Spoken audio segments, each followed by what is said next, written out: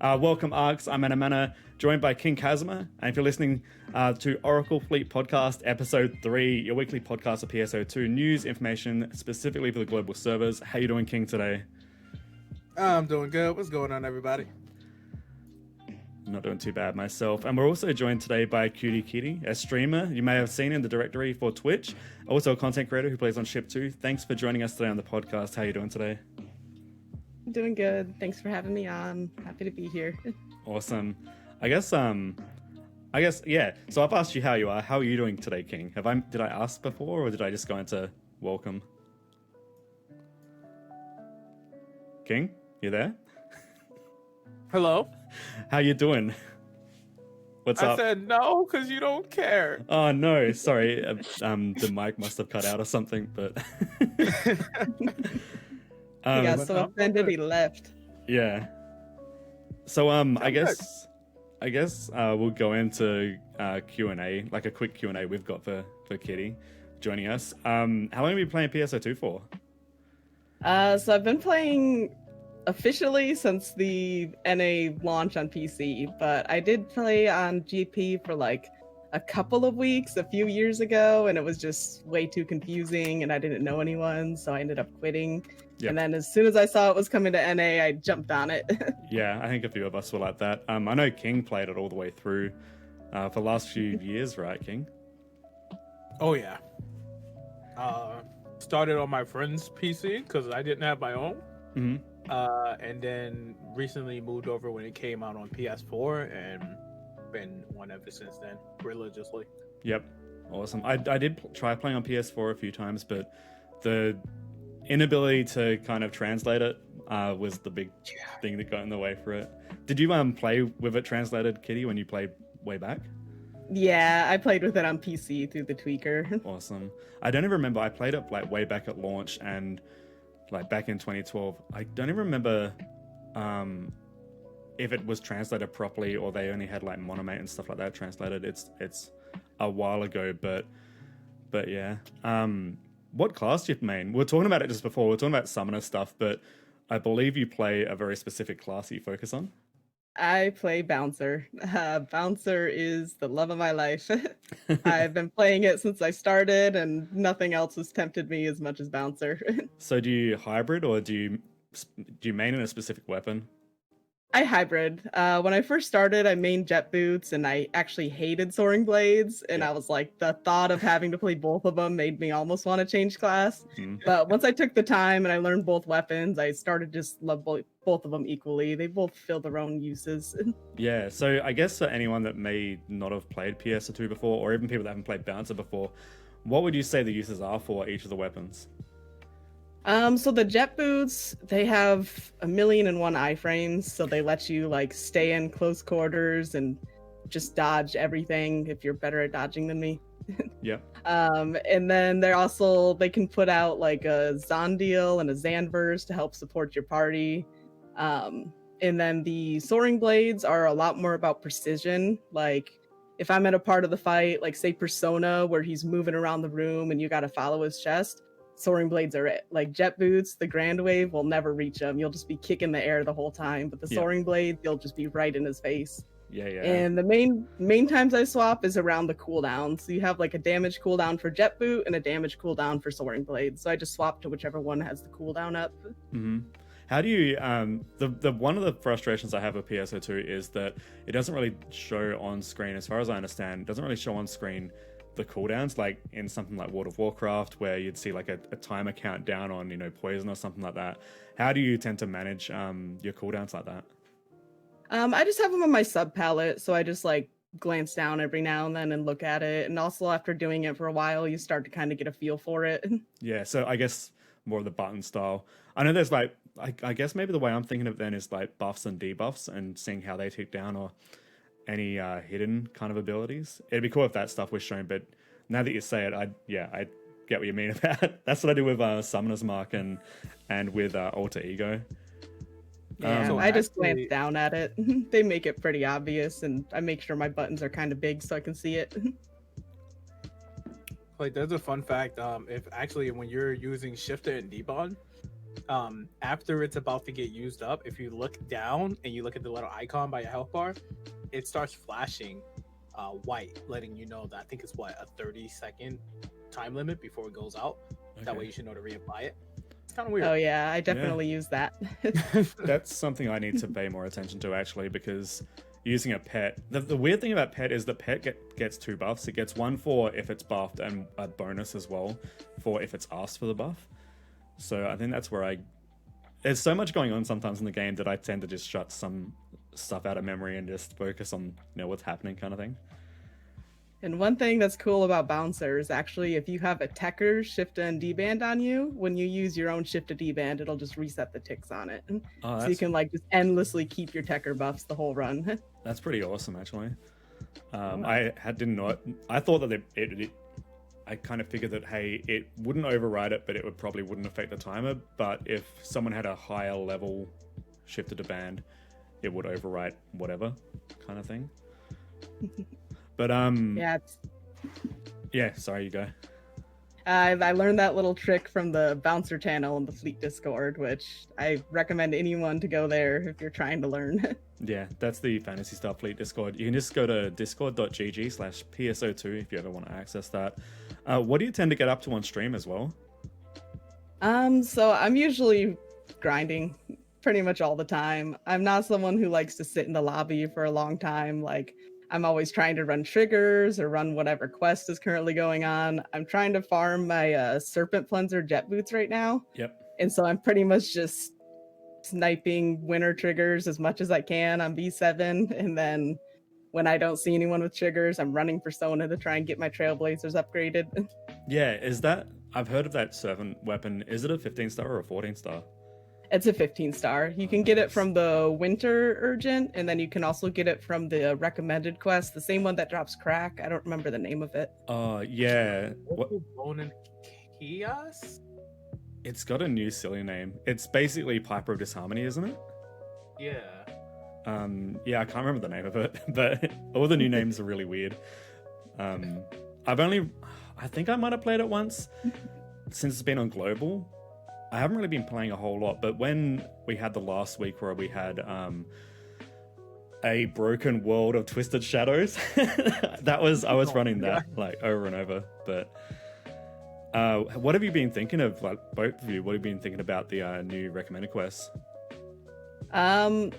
They're pretty fun. I mean, there's a few of them, like the city area and stuff I don't really bother with, but with the castle outskirts and Piper and all those, it's so much XP and the quest goes so fast. It just feels so rewarding. It really is. What about you, King? Is it a breath of fresh air to have it back? It is, mainly because it has the ultimate money method in there. So there is a fix called Crack that you can drop in that quest, and it's really great when you're leveling up classes as well. But even just to have a 2-slot affix with Crack on it is 700k in the shop right now. So it's really good to kind of have that money grind. So I just kind of run it for the units all day, every day. How much is... Sorry. How much is Crack 5 going for? So I don't think anyone actually has it yet. Wow. So Crack 5 works you actually cannot get anything above Crack 1. So you have to start from small affixes, which is why people pay a lot for the small affixes as well. And you have to keep building more and more Crack over and over until you get to 5. Okay. I saw the chuckle. I wonder what we're all bouncing for Crack on PSO2. Yeah, I wonder what the actual mindset, what's the meaning of Crack that they intended? Is it meant to be as in the whole episode 5 stuff like Crack in the universe kind of stuff like that? Is it meant to be that, or? I think it's just hilarious because every time I was just selling some crack today, and they were like, "Oh yeah, you're the crack dealer." Oh my god! Damn. I wonder if that'll get changed at all. I hope so. It's a very bad influence. Also, Kitty, what's your favorite moment been for? I guess favorite moment or period or extended period of time in PSO2. Have you got any of those you can think of the top of your head? My favorite moment happened on my stream. I have a Bana PA redemption, and I made the poor decision of allowing weapon action to be one of the PAs they can ban, which, if anyone doesn't know, Bouncer uses weapon action for like half their kit.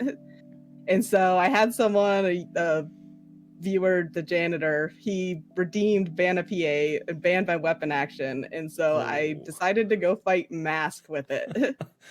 I mean, I was only on like floor 20 something, but I was expecting to just wipe against it a few times and be done. But I actually managed to kill it on my second time. And I felt like I peaked. I felt like I'll never be that good again. That's pretty good. I mean, Mask is, would you say it's like Phaleg Light, basically? Yeah, it feels a little more forgiving than Phaleg because like not everything he does is a one shot, at least at the floors I'm on. Yeah. I guess that means that there's your next challenge. Is Phaleg without weapon action. All right. How about you as well, Kaz? Have you had anything new that has been going on in your life? Like in PSO2 and stuff like that you want to chat about before we move on to maintenance stuff? Honestly, no. So far, it's just been trying to build up the energy to get another 100 airbyte fragments so that I can get my last unit. And so far, I've been prepping for Purist and Still weapons. Okay. Yeah. I've other than that, no. I haven't really been playing PSO2 at all the last few days. Like, I didn't get a video out the other night. That night I hadn't slept in, I think, 24 hours. I've been trying to like fix up my sleeping pattern since I did the binge with getting all my classes to 95. I've actually finally done it. And yeah, so I've just been taking a bit of time off. I've got some plans. I do want to go and farm a bit of Persona to get the aerobat fragments. I'll probably do that on stream, but I'm also kind of like in the process of like rejigging my whole schedule so that I am actually getting sleep and I'm not kind of overdoing it. So that's me not playing PSO2, but trying to plan things so I can play PSO2. And also, I think the key grinding before episode 6 dropped kind of did a number on me. So I'm just trying to just not force it, and then naturally I'll get back into the rhythm of it hopefully soon, because I'm missing out on a lot of Armada at the moment. Speaking of, we'll get into Armada in a little bit, but we'll go into the flow of news we've had basically. But we had an unscheduled maintenance that happened on the usual day that we'd have maintenance, but that normally wouldn't have been a maintenance. I don't know how to put it, but we had an extra maintenance this week. Went for about 6 hours or so, 5 hours, something like that. The main thing that I think that got added to it was the unique weapon badges and getting the actual elements on them. Armada got added. There was a few other little minor bug fixes, and the store got taken down because, or not store, but trading got taken down because of RMT bots. But was there anything else either of you have noticed that got changed with the maintenance? Nothing that I've seen so far. When they did the urgent, was there something wrong with it, or did they just add it in there because it wasn't there? The urgent? Yeah. Armada? What do you mean, like unscheduled maintenance, or? Yeah, like were they adding it, or? No, they just unscheduled a maintenance. Basically, what happened was, I'm just guessing that maybe they were trying to fix stuff that they had crop up when they had the massive maintenance the week before. Maybe they're trying to fix stuff there. There was, obviously we've had RMT problems the whole time since we've had it probably around PC. And they turned off player trading because I believe that may have been a big means of which they were finding players actually trading Meseta in game through that illegal means that'll get your account banned. But that said, the stores are still up, and there's a potential that naughty people could use that to transfer the money. But hopefully this at least helps mitigate the problem, because as soon as the service went up, we still saw those bots hanging around the gates and stuff like that. So I'm hoping this is like they've got a plan now. If they've taken down one thing and they're fixing that, I'm hoping that they're slowly getting through all the little necessary steps to at least make it a little bit more of a nightmare for RMT bots. But I think that's basically the main reasons why they were taken down.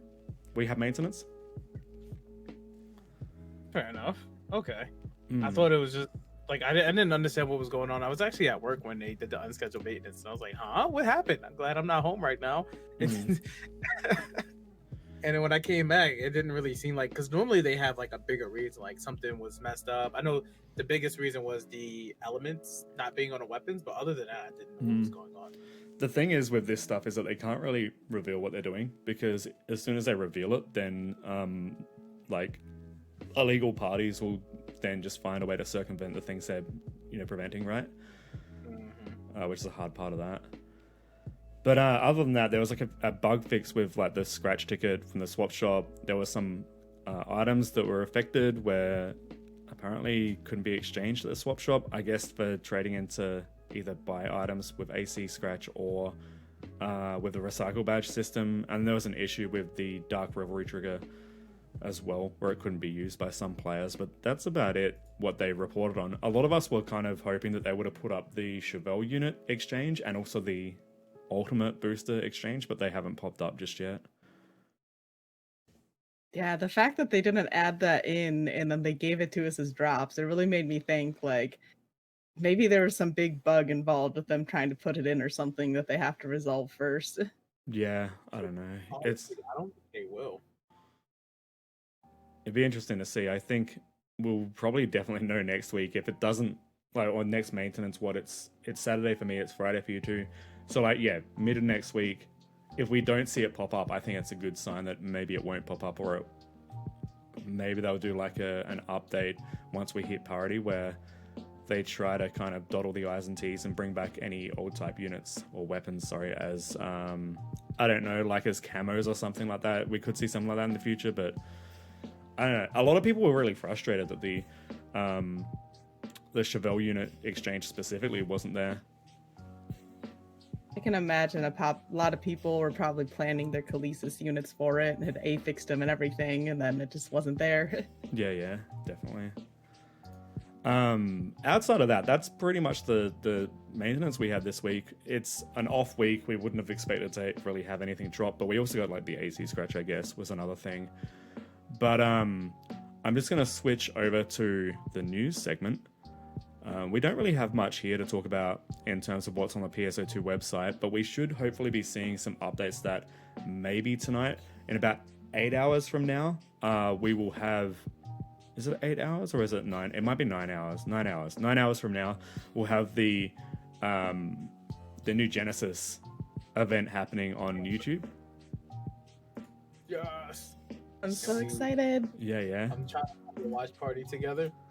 We got a bunch of people that say that they can make it. And I'm not going to really do any editing for this one. It's just going to be like live reactions and Q&As that we did from everyone. I already got questions written down. Yeah. Hopefully this will go over smoothly, and yeah. Sorry, my when I had the whole problem before with the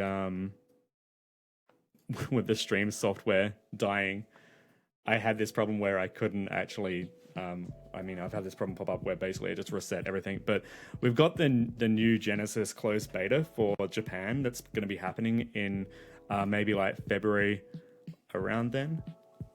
It's kind of exciting. I've got the page translated here as well. So it's recruiting right now through to the 4th of January. It's going to be Japan only. And I think it's limited to about 50,000 people. PC only, I think they're going to get to console, whether it's PS4 or Xbox One. We'll see. We don't have any sign of an English beta yet. We're hoping for one maybe today. Hopefully they'll announce that they're gonna do signups, but it could be like a staggered kind of thing where we see the Japanese one and then they do a Western one, and I don't know. How do you two think it's gonna roll out? I'm just wondering, have we heard anything yet about if there's going to be like a stream embargo or anything like that on it? I don't know. I don't think they've got any. That'll probably come when we sign up for our account and sign in with our account and maybe do a new, what do you call it, terms of service or something like that. So normally in this situation, they would send it through the emails and let you know. But this is a very weird situation, and we were actually talking about this on stream earlier. And personally, As someone who's, and I know you guys probably may feel the same way. I don't know. I'm not going to speak for you, but as someone who is playing NA and kind of going through the motions of how things are being handled, I am glad that we're seeing new information. I am ecstatic that we are getting a beta, but I don't really like the fact. I'm just going to be completely blunt with it. I don't really like the fact that we aren't really getting that support via global. Like, it's not, the information isn't really being shared global. Like, we have to go on a Japanese site, we have to follow a Japanese Twitter and kind of get this information, because now, like Kitty said, now we're kind of faced with that issue of not knowing if we're going to be able to have like embargoes, or if we're going to be able to, like, we don't have anything for like DMCA references or anything. And if we were to go look at it, now we cannot read it unless you have a computer with Google Translate, and it kind of makes things a little bit more difficult. I do wish that we had, the game's coming out on the same day in America. I do wish that we kind of had a little bit of like a same treatment here for both sides, because that would just make things a lot easier on streamers and content creators as a whole. Yeah. Especially to get that information from the devs themselves. It'd be nice if we actually, I'm hoping that once we hit parity, it gets a lot more smoothed into global. Like, it actually becomes global rather than just global in Japan. I don't know, like, the way I look at it is that on one hand, they've got practices in place for Japan that's been in place for 8 years, and for them to just start doing the global side of it too, it'd basically have to be a learning process, I guess, especially with the red tape between making sure that everything's all good on the Japan side, and then going over to the Western side and making sure that everything is translated to a point where it's understandable. I feel like, while it's frustrating for us, I feel like there's probably a lot of things that we don't see that could be preventing them from getting information out in some cases, or I think the team that does the Western stuff is doing all they can, and yeah, I think a lot of the time it's more so that they're probably waiting on the word from Sega of Japan to say, hey, go ahead, it's all good to go and do this for this kind of information. But the main thing that people were kind of stressed about was the PC specs, which I put out a video just basically, is this going to translate? There we go. I put out a video just going over the specs. A lot of people are stressed. I did a poll for it on my channel, and while this definitely isn't 100% accurate, it at least gives me an idea of what people that view my channel say, and basically 20% of people that had voted on the poll, specifically the poll isn't representative of the whole player base, but 20% wouldn't be able to play the game if these were the actual specs for it. And the main things that's catching people out is going to be the low-end core CPU for CPU. Basically, that's a 2019 one that they've mentioned, so that could be out of people's price range. I think in Australia they go for about $250. And then on the other side of it, you've also got the graphics card, and a lot of people playing right now that are using low-end computers could be kids using like school laptops. Someone mentioned that that's how they play. So hopefully this is just them testing maybe on what systems they use for their office in the Sega offices, and then once they do get to the open beta or closed beta, people can start testing. They can start getting maybe information and data of what people's builds are, and then if they've got survey happening with the game, they can at least maybe get like an idea of the hardware they've got and whether or not it worked or not, so they can get in like a lot of data to, I guess, understand what the actual low settings are. Does that make sense? No, yeah. Totally.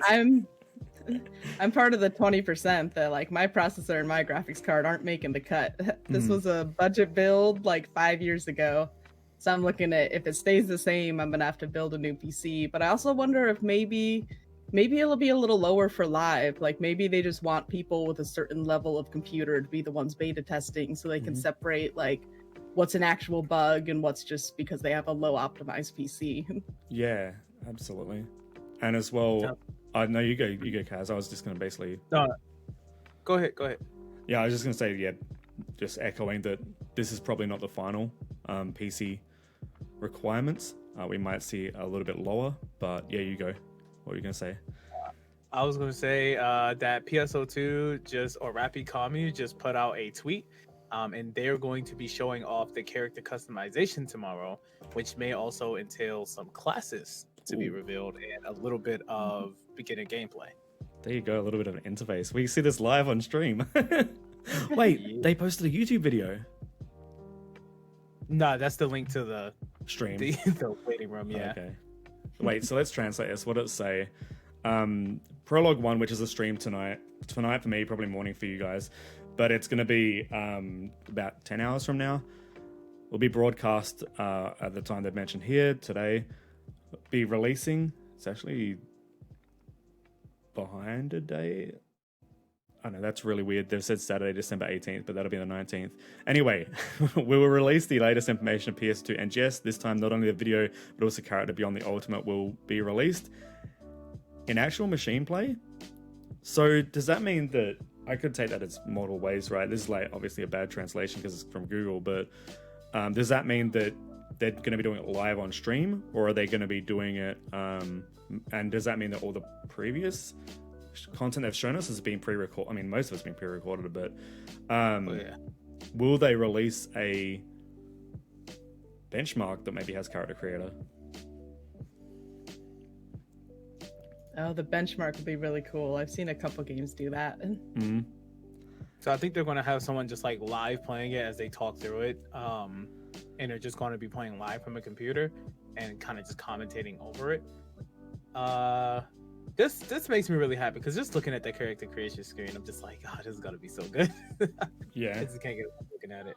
But I'm hoping that they kind of go full on through it because that'll show that we may get some class releases, and definitely want to get a look at those fingers, and then hopefully they may show off what some of the outfits look like.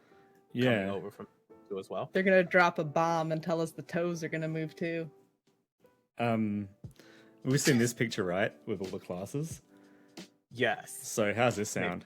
People have been saying this. So, where was I had a picture of it on my desktop. Someone was saying like Ranger, Gunner, Force, Tekka, maybe like Hunter and Fighter, because they're in the same colors as the icons for the classes.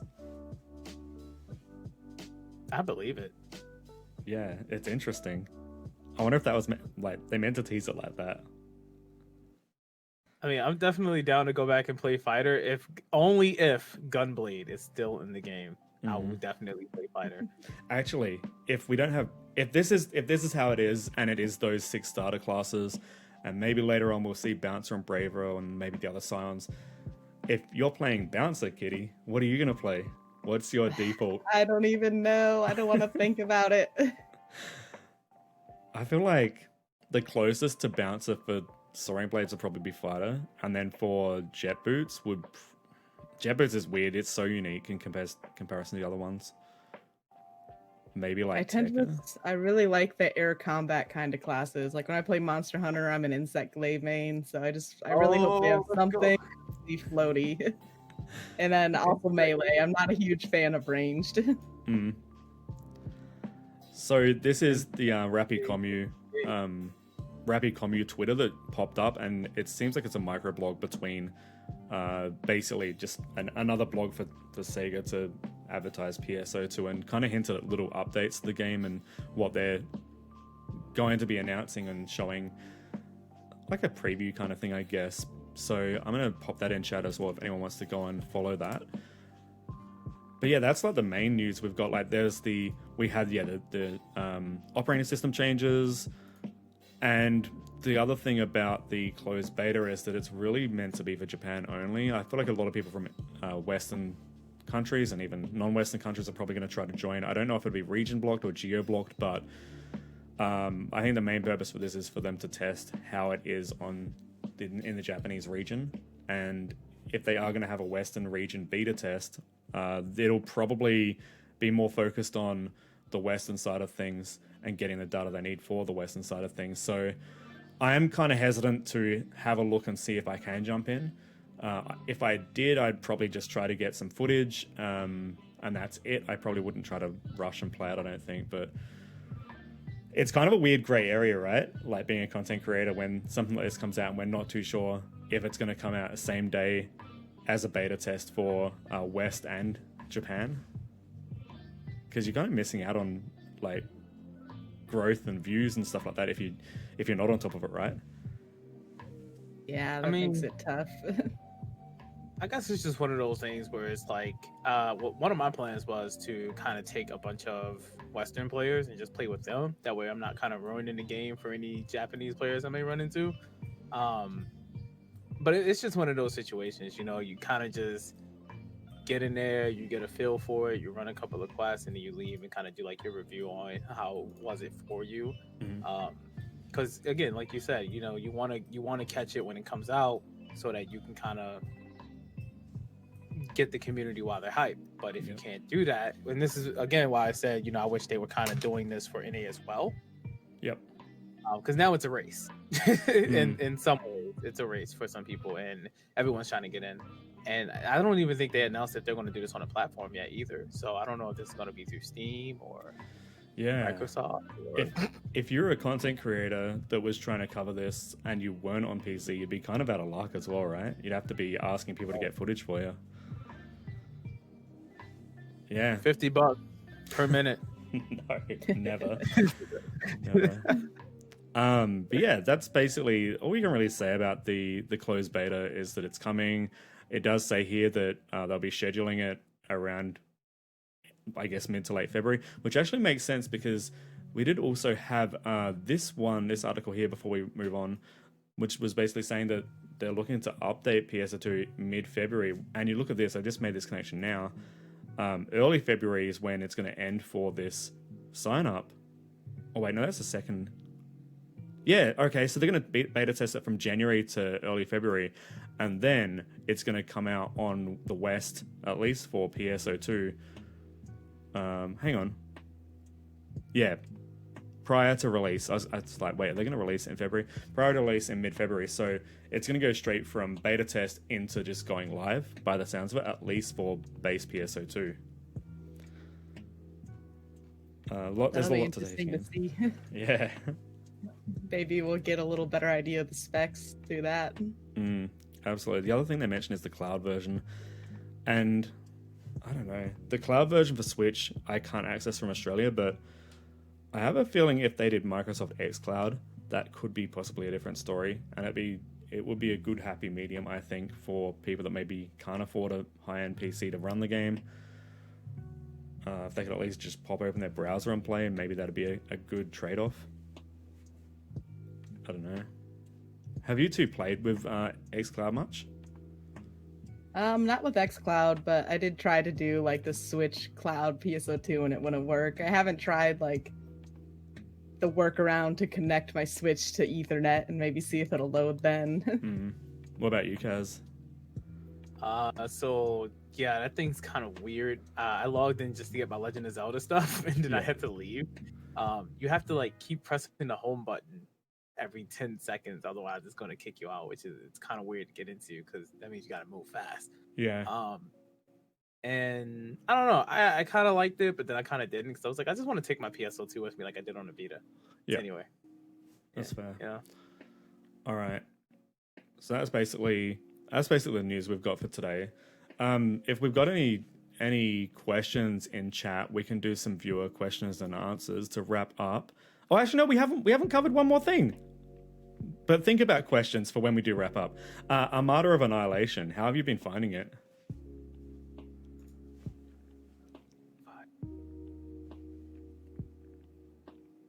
You've been finding it good? It's fine. I thought you guys heard me because I sat here and just whispered like, it's so hot. No. But so I actually ran an MPA with some people in my guild today, and we successfully got the final boss. Oh, really? Yeah, so there's it's 3 sectors, and then depending on how you and your team run each sector, you get a certain amount of points called infiltration, or is it interception points? Excuse me. Yep. If you get enough of those points by sector 3, you get 1 of 2 boss battles. If I remember correctly, that's how it works. And then the one boss battle is a giant mech space battle you're just like in outer space. You're in the AIS version 3s. You get a counter, and you're just taking down these giant fleet ships with Lumen mechs flying around in outer space. It is so awesome. And then you have the giant mech boss fight where it is you and your AIS, and you make your way to the core of the Armada fleet ship. Yep. And when you make it to the core, there is a humongous Lumen mech at the end of that ship, and you have to take it down. Yeah, I've done So we both. made it to that final boss.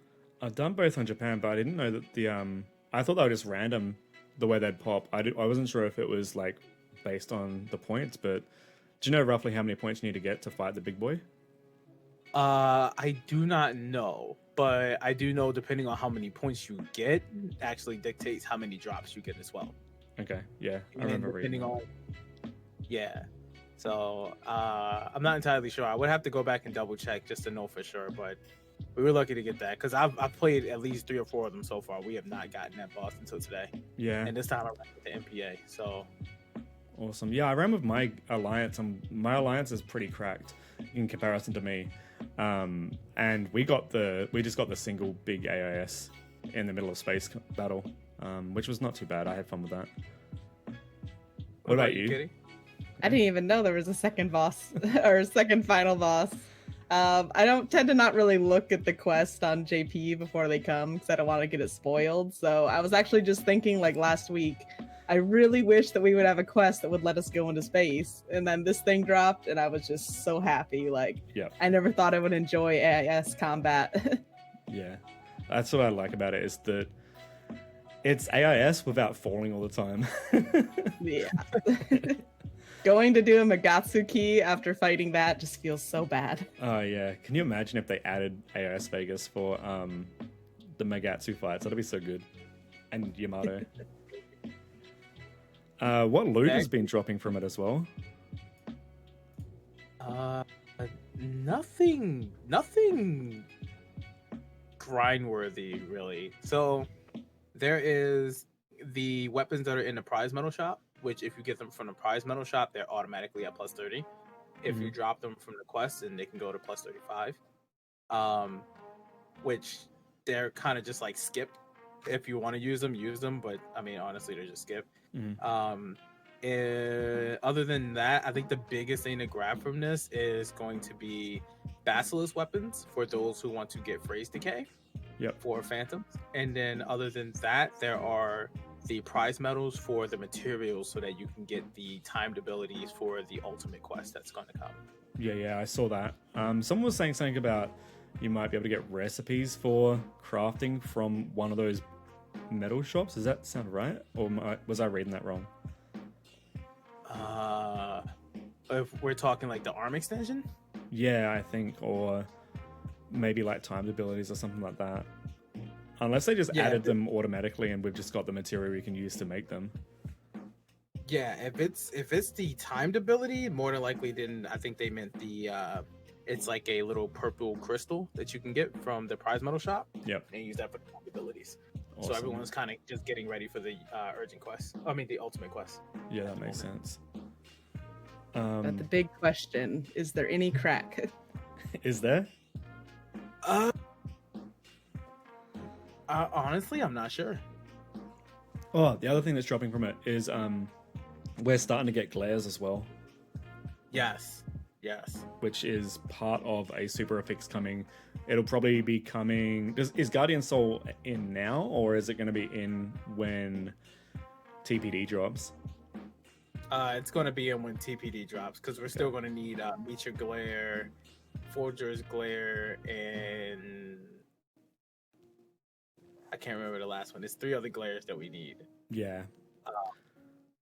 I'm just picturing like all these Thales characters just doing like these sassy glares at each other. So Silver in chat says crack comes from enemies with the shields in risk specifically. No shields equals no crack. There you go. So that's the risk explorations. Have you two played any of those? Yeah, we just ran some today actually. Yeah, I did some of the tundra, and I didn't like the map so much. I felt like it was so close quarters. There was nowhere to like run away to. Yeah, I did ruins, and that was a mess. But I also just went in to just see what it was like, right? So I wasn't really going in with the intention of doing anything good. I mean, I just honestly, switched to. Sorry, Go ahead. I just switched to Phantom subclass from Hunter subclass, so I'm still like practicing my iframes and dodging, and I got punished pretty hard in Risk. Mm-hmm. All right. I also don't have a good affix for it yet. Yeah, that's what I need to do before I really start doing it.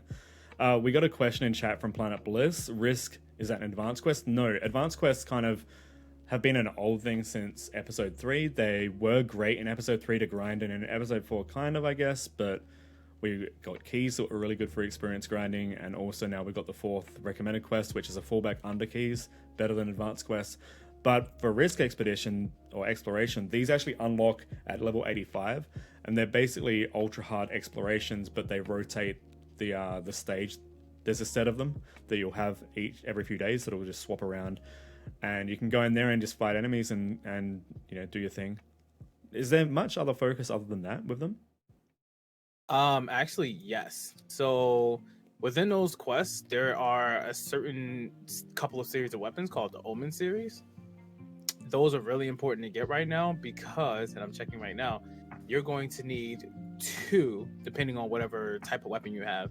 You need one of the Ablasana, and then whichever other one they'll have like Ablasana, or they'll have like Ganon. Again, it all depends on what you're using. But you're going to need those weapons to get the purest weapons. Yep. So that's going to be like the next set of series that everyone's working on. You're going to need one dim weapon, and then you're going to need an Ablasana and something else. And then for other things, you're going to need stuff like Ganon and whatever. Or no, I don't think you need Ganon, but I can't remember. It's like Resonant Ptolemy and some other stuff. But yeah, you're going to need the weapons from that quest. Let's just keep it short. And with that, you can get the new weapons from the next upgrade in the series. Now, the next series upgrade weapon is going to be really good for PP. From what I heard, I honestly skipped that series, but it's a really good PP battery from what I'm hearing, and they're actually really good if you're doing things like 12 builds. Okay. But yeah, that's what we're going to grind them for. It's an easy plus 35 versus spinning unique weapon badges. Yeah. Which I think is like 400 apiece. Planet Bliss is just also mentioning about getting mixed up with risk, which is fair because, like, yeah, you are increasing risk in AQs to do a few things as well. If there is any other questions, let us know. We're getting to the end of the podcast now, but was there anything else either of you two had maybe thought of over the podcast that you might have wanted to mention? Not really. Do we get cake? What's that, Kaz? Do we get cake? Do we get cake? Yeah. No. Unfortunately, that doesn't transfer digitally. And if I did post some, it'd probably be moldy by the time I got to you. How do we feel about rappies? They actually someone did a poll. Who did a poll? Was it Fred? That was Fred? Fred, yeah. Yeah, so do people like rappies or Lilipan? I voted rappy because Lilipan are just like the Wish version of Ewoks. I don't trust them. I don't trust the rappies. There has to be some reason we're trying to arrest them all the time. Is there like a rappy jail somewhere? I like how they say emergency code arrest, but we just end up shooting them anyway. So we're not really arresting you guys. They don't die. We shoot them with everything we've got and they don't die. Like, just how powerful are they? Yeah, they just burrow. What's under the ground that they're burrowing to? Do birds actually burrow as well, which is kind of a weird thing? Some birds do, actually. Really? Well, you know. Mm-hmm. When they hibernate, some birds, they burrow under the ground. Okay, there you go. So yeah, what is a rappy crime as well, I guess? Crimes of I don't know, mass cuteness or something. I think they're the secret enforcers of the casino debts. Yeah, possibly. So that's where my money's going. All right. Oh, I guess like that ties in with like the Rapu casino theme that they've got going as well. That's the old money of the Phantasy Star universe, if you will. I mean, they do have an emperor. Yeah, there's a whole hierarchy. They've even got I can't wait until we wrap around to where PSO2 started, because we're gonna have the chocolate wrappy for Easter. It's gonna be good. Blue's saying, one summon a pet as a plush in real life. What would you pick? Or plush as a plushie? Red Ren. King. So I'm gonna be honest, I don't know any of their names. Say the most scuffed version of the name that you can think of, like what it looks like. The one that looks like a sparkly puppy with horns. So Jinga or Wanda? The chunky one's Wanda. Wanda. I would probably pick. I don't know. I kind of like Melon because it's got the green color and it's got the headphones on. I think that's what I'd choose. That's probably just a pretty obvious choice. But other than that, I think we're pretty much wrapping up to the end of the podcast. No final words. I think I just asked that, but any other final words? Your guiding light shine. We appreciate having you on as well, Kitty. Have to have you again some other time. It's been good conversation. Yeah. Thanks so much for the invite. No worries. So we're going to wrap up then. Hope everyone has a great evening or day or wherever you are. Yeah, we'll catch you later. Bye. Bye bye.